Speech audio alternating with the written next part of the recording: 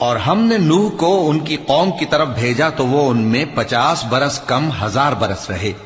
پھر ان لوگوں کو طوفان کے عذاب نے آ پکڑا اور وہ ظالم تھے۔ پھر ہم نے نوح کو اور کشتی والوں کو نجات دی اور کشتی کو اہل عالم کے لیے نشانی بنا دیا۔ اور ابراہیم کو یاد کرو جب انہوں نے اپنی قوم سے کہا کہ اللہ کی عبادت کرو اور اس سے ڈرو، اگر تم سمجھ رکھتے ہو تو یہ تمہارے حق میں بہتر ہے۔ تم تو اللہ کو چھوڑ کر بتوں کو پوجتے اور جھوٹی باتیں بناتے ہو۔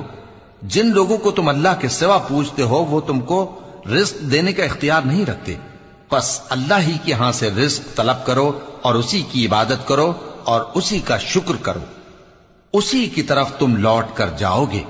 اور اگر تم جھٹلاتے ہو تو تم سے پہلے بھی امتیں اپنے پیغمبروں کی تکذیب کر چکی ہیں، اور پیغمبر کے ذمے کھول کر سنا دینے کے سوا اور کچھ نہیں۔ کیا انہوں نے نہیں دیکھا کہ اللہ کس طرح خلقت کو پہلی بار پیدا کرتا ہے، پھر کس طرح اس کو دوبارہ پیدا کرے گا؟ یہ اللہ کو آسان ہے۔ کہہ دو کہ ملک میں چلو پھرو اور دیکھو کہ اس نے کس طرح خلقت کو پہلی دفعہ پیدا کیا ہے، پھر اللہ ہی دوسری بار بھی پیدا کرے گا۔ بے شک اللہ ہر چیز پر قادر ہے۔ وہ جسے چاہے عذاب دے اور جس پر چاہے رحم کرے، اور اسی کی طرف تم لوٹائے جاؤ گے۔ اور تم اس کو نہ زمین میں عاجز کر سکتے ہو نہ آسمان میں، اور نہ اللہ کے سوا تمہارا کوئی دوست ہے اور نہ مددگار۔ اور جن لوگوں نے اللہ کی آیتوں سے اور اس کے سامنے حاضر ہونے سے انکار کیا، وہ میری رحمت سے نا امید ہو گئے ہیں اور ان کو درد دینے والا عذاب ہوگا۔ تو ان کی قوم کے لوگ جواب میں بولے تو یہ بولے کہ اسے مار ڈالو یا جلا دو، مگر اللہ نے ان کو آگ میں جلنے سے بچا لیا۔ جو لوگ ایمان رکھتے ہیں ان کے لیے اس میں نشانیاں ہیں۔